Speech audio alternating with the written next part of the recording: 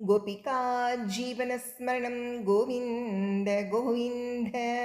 इति श्रीमद्भागवतमहापुराणं तृतीयस्कन्धः अथ 20ोऽध्यायः। शौनक उवाच महिं प्रतिष्ठामध्यस्य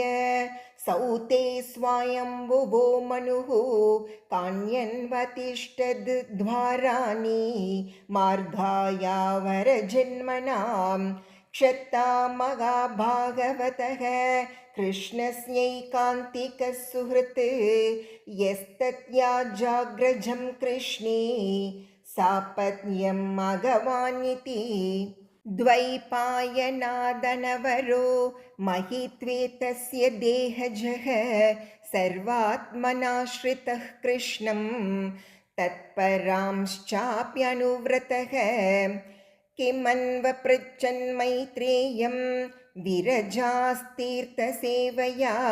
उपगम्य कुशावर्त आसीनं तत्त्ववित्तमं तयोः संवदतो सूत प्रवृत्ता ह्यमलाः कथाः आपो गङ्गा इवाग्निः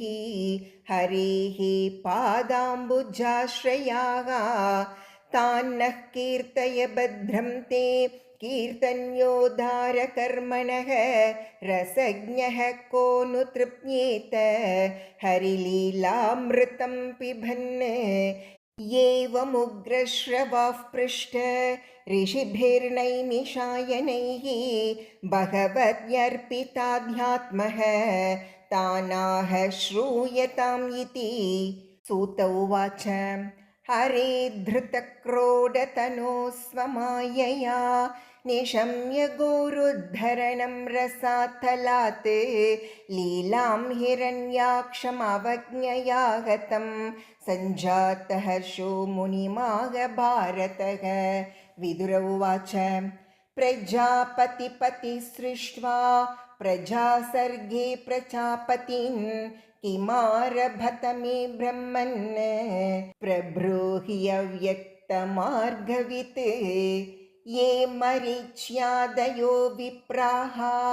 यस्तु स्वायम्भुवो मनुः ते वै ब्रह्मणाधीशात् कथं एतदभावयन् सद्वितीयाः किमसृजन् स्वतन्त्रा उत कर्मसु आहोस्वित् संहता सर्व इदं स्म समकल्पयन्। मैत्रेयोवाच दैवेन दुर्वितर्केण परेणानिमिषेण च जातक्षोभाद् भगवतो महानासीद् गुणत्रयात् रजः प्रधानान् महतः त्रिलिङ्गो दैव चोदितात् जातः ससर्जभूतादिः वियदादीनि पञ्चशः तानि चैकैकशस्रष्टुम् असमर्थानि भौतिकं संहत्य दैवयोगेन हैमं मण्डमवासृजन् सोषयिष्टाब्धिसलिले आण्डकोशो निरात्मकः साग्रं वै वर्षसाहस्रम् अन्ववात्सीतम् ईश्वरः तस्य नाभेरभूत्पद्मं सहस्रार्कोरुधीदिति सर्वजीवनिकायौको यत्र स्वयंभूत्स्वराट्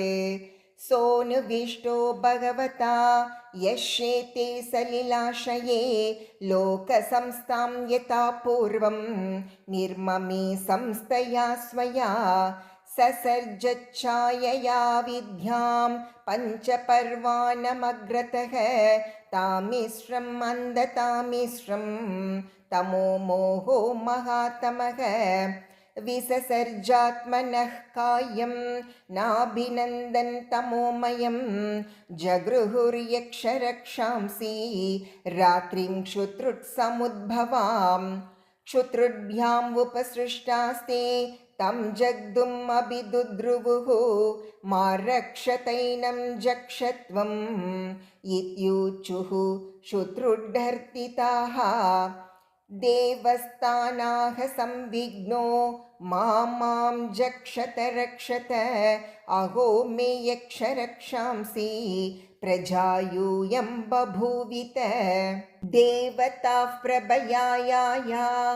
देव्यन् प्रमुखतो सृजत् ते आहार्षुर्देवयन्तो विसृष्टां तां प्रभामहः देवो देवान् जगनतः सृजति स्माति लोलुपान् तयेनं लोलुपतया मैथुनायाभिपेधिरे ततो हसन् स भगवान् असुरैर्निरपत्रपैः अन्वीयमानस्तरसा क्रुद्धोऽपीतः परापतत् स उपव्रज्य वरदं प्रपन्नार्तिहरं हरिम् अनुग्रहाय भक्तानाम् अनुरूपात्मदर्शनं पाहि मां परमात्मंस्ते प्रेषणेनासृजं प्रजाः तायिमायभितुं पापा उपाक्रामन्ति मां प्रभो त्वमेकः किल लोकानां क्लिष्टानां क्लेशनाशनः त्वमेकः क्लेशदस्तेषाम् अनासन्नपदां तव सोवदार्यास्य कार्पण्यं विविक्ताध्यात्मदर्शनः विमुञ्चात्मतनुं घोराम् इत्युक्तो विमुमोचः तां त्वनच्चरणाम्भोजां मदविह्वललोचनां काञ्चीकलापविलसद् दुकूलच्छन्नरोधसम् अन्योन्यश्लेषयो उत्तुङ्ग निरन्तरपयोधरां सुनासां सुद्विजां स्निग्ध हासलीलावलोकनां गुहन्तीं व्रीडयात्मानं नीलालकवरूतिनीम् उपलभ्यासुराधर्म सर्वे सम्मुमुहुः स्त्रियम् अहो रूपम् अहो धैर्यम् अहो अस्यानवं वयः मध्ये कामयमानानाम् अकाम्येव विसर्पति वितर्कयन्तो बहुधा तां सन्ध्यां प्रमदाकृतिम् अभिसम्भाव्य विश्रम्भात् पर्यपृच्छन् कुमेधसः कासिकस्यासि रम्भोरो को वार्तस्तेऽत्र भामिनी रूपद्रविणपण्येन दुर्भगानो विबाधसे या वा काचित्त्वम् अभले दिष्ट्या सन्दर्शनं तव उत्सुनोषीक्षमाणानां कन्दुकक्रीडया मनः नैकत्र ते जयति शालिनि पादपद्मं ग्नन्थ्यामुहुः करतलेन पतत्पतङ्गं मध्यं विषीदति बृहत्स्तनभारभीतं शान्तिव दृष्टिरमला सुशिखासमूहः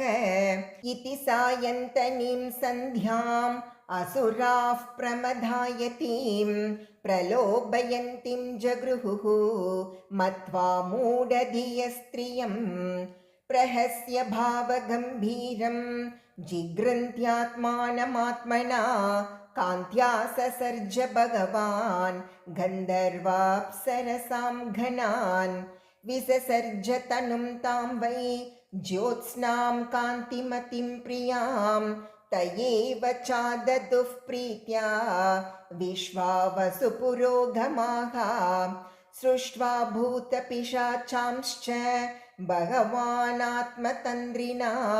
दिग्वाससो मुक्तकेशान् वीक्ष्य चामीलयदृशौ जगृहुस्तद्विसृष्टां तां जृम्भनाख्यां तनुं प्रभोः निद्रां इन्द्रियविक्लेदो यया भूतेषु दृश्यते येनोच्छिष्टान् दर्शयन्ति तमुन्मादं प्रचक्षते ऊर्ध्वस्वन्तं मन्यमानः आत्मानं भगवानजः साध्यान् घनान् पितृगणान् परोक्षेणासृजत् प्रभुः तात्मसर्गं तं कायं पितरः प्रतिपेदिरे साध्येभ्यश्च पितृभ्यश्च कवयो यद्वितन्वते सिद्धान् विद्याधरांश्चैव तिरोदानेन सोऽसृजत्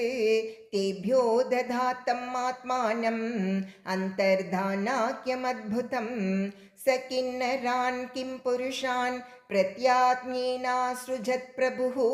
मानयन्नात्मनात्मानम् आत्मा भासं विलोकयन्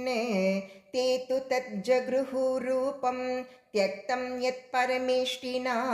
मिथुनीभूय कायन्तः तमेवोषसि कर्मभिः देहेन वै भोगवता शयानो बहुचिन्तया सर्गेणुपचिते क्रोधाद् उत्ससर्जः तद्वपुः ये हि यन्तामुतः केशा अहयस्तेऽङ्गजज्ञिरे सर्पाः प्रसर्पतः क्रूरा नागा भुवोर्कन्दराः स आत्मानं मन्यमानः कृतकृत्यमिवात्मभूः तदा मानुं ससर्जान्ति मनसा लोकभावनान् तेभ्यः सोऽत्यसृजत् स्वीयं परं पुरुषमात्मवान् तान् दृष्ट्वा ये पुरा सृष्टाः प्रशंसुः प्रजापतिम् अहो ये तज्जगत्सृष्टः सुकृतं बत ते कृतं प्रतिष्ठिताः क्रिया यस्मिन् साकम् अन्नमदामहे तपसा विद्यया युक्तो योगेन सुसमाधिना ऋषिर्हृषिकेशः ससर्जाभिमताः प्रजाः तेभ्यश्च एकैकशस्वस्य देहस्यांशमधादजः यत्तत् समाधियोगर्धी तपो विद्या विरक्तिमत्। ॐ इति श्रीमद्भागवते महापुराणे पारमहंस्यां संहितायां तृतीयस्कन्धे 20ोऽध्यायः। अथ सर्वत्र गोविन्दनाम संकीर्तनं गोविन्दा गोविन्दा।